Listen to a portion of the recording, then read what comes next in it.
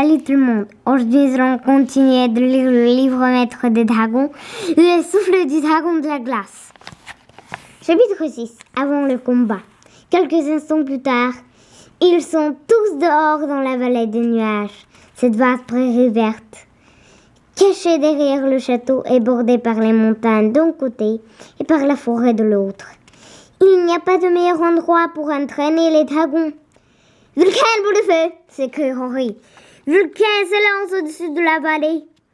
De puissants jets de flammes jaillissent de sa gueule et se propagent ensuite dans le ciel bleu.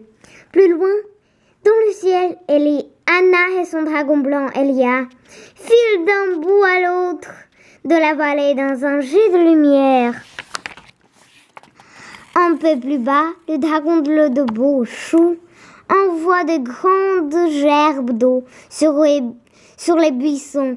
Ceux-ci se redressent sous l'effet bienfaisant de cet arrosage.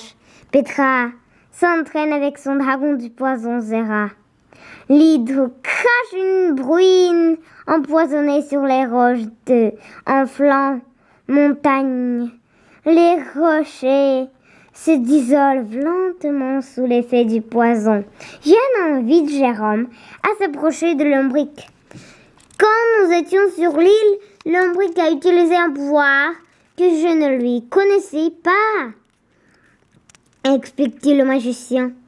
Il a fait jaillir des faisceaux d'énergie de ses yeux nerveux et en tombé par terre. Très intéressant, commande Jérôme. Lumière bleue jaillit de son index tandis qu'il pointe vers un tas de roches. Les roches se soulèvent une à une pour aller s'emplier un peu plus loin. Lombric, peux-tu me montrer ce que tu as fait? Demande Jérôme. Le dragon acquisque. Ses yeux projettent des faisceaux d'énergie verte. Boum! L'amoncellement de pierres s'effondre.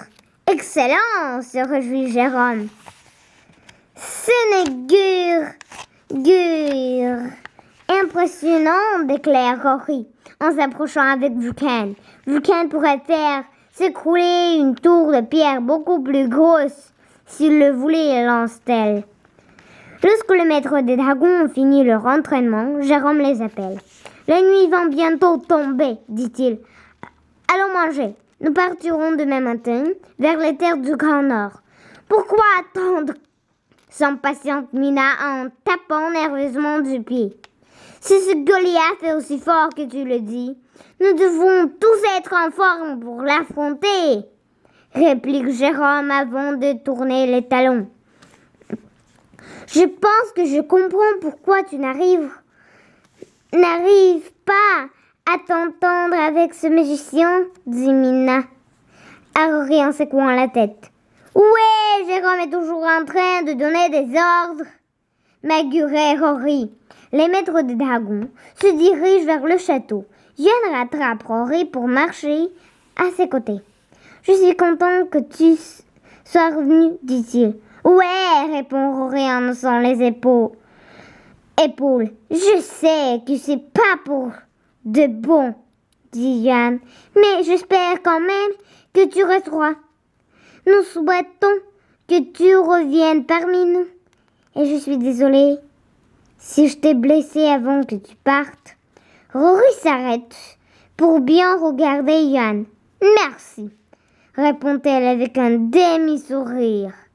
Et elle part au pas de course pour rejoindre Anna. Après avoir ramené les dragons dans leur caverne, les maîtres des dragons se retrouvent dans la salle à manger. Yann n'en revient pas de voir à quel point Mina a de l'appétit.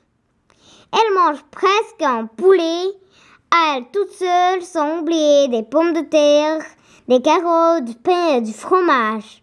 Son long voyage lui a sûrement creusé l'appétit, se dit-il. Pourtant, il ne s'est pas plaint une seule fois. Il comprend alors quelque chose d'important. Mina a beau être une dure à cuire, elle n'a pas réussi à combattre Goliath, même avec l'aide de son dragon et de sa magicienne. Ça doit être un scar Scarré géant des glaces. Sacré géant des glaces, dit Yann. Au revoir.